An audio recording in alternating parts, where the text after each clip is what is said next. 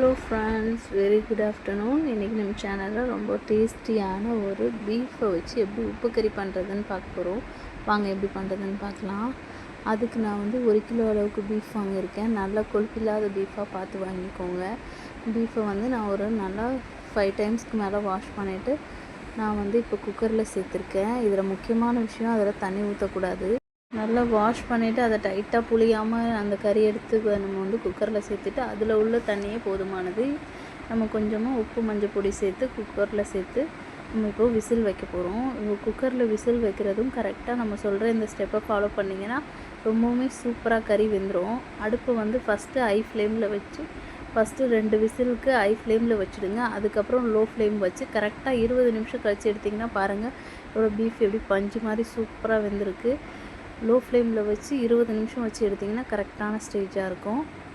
Next நம்ம stove on பண்ணிவிட்டு கடாயில் கொஞ்சமாக ஆயில் சேர்த்துக்கோங்க. ஆயில் நல்லா சூடானோன்னு நல்ல ஒரு 10 போல் காஞ்ச மிளகாவை 2ஆக கிள்ளி எடுத்திருக்கேன். அதையுமே அதில் சேர்த்துக்கலாம். அதையுமே சேர்த்து நான் வந்து இதில் ஒரு 4 பெரிய சைஸ் வெங்காயத்தை கட் பண்ணியிருக்கேன். அதை நல்லா சேர்த்து கண்ணாடி பதம் வர வரைக்கும் நல்லா வதக்கி விடுங்க. நல்லா வதங்கட்டும். நல்லா வதங்கின பிறகு நம்ம அடுத்து வந்து இதில் என்ன சேர்க்குறதுன்னு பார்க்கலாம்.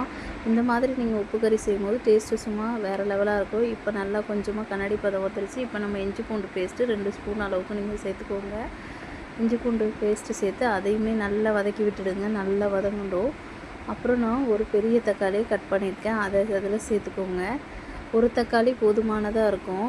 அவ்வளோதான். நல்லா வதக்கி விட்டுட்டு நம்ம இப்போ வந்து கலருக்காக காஷ்மீரி சில்லி பவுடர் சேர்க்க போகிறோம். இது ஆப்ஷனல் தான். நான் வந்து அது கலருக்காக சேர்க்குறேன். உங்களுக்கு வேணான்னா இதை நீங்கள் ஸ்கிப் பண்ணிடுங்க. இதையுமே சேர்த்து நல்லா வதக்கி விடுங்க. நல்லா வதங்கணும். அதெல்லாம் நல்லா வதங்கின பிறகு நம்ம வேக வச்சுருக்க கறியை நம்ம அதில் வந்து ஆட் பண்ணிடலாம். ஓரளவு நல்லா வதங்கிடுச்சு. இப்போ நம்ம கறி ஆட் பண்ணிடலாம். கறி வேக வச்சுருக்கிறத தண்ணின்னு எடுத்துகிட்டு அதையுமே அதில் சேர்த்துடுங்க. சேர்த்து நல்லா வதக்கி விடுங்க. இப்போ அதையுமே நல்லா வதக்கி விட்டுடுங்க. நல்லா இப்போ நம்ம கொஞ்சமாக இதில் நீங்கள் உப்பு சேர்த்துக்கோங்க. உப்பு வந்து நம்ம வேக வைக்கும் போதே சேர்த்துக்கனால நீங்கள் பார்த்து அளவாக சேர்த்துக்கோங்க. ரொம்ப அதிகமாகிடக்கூடாது. இப்போ நல்லா வதக்கி விடுங்க.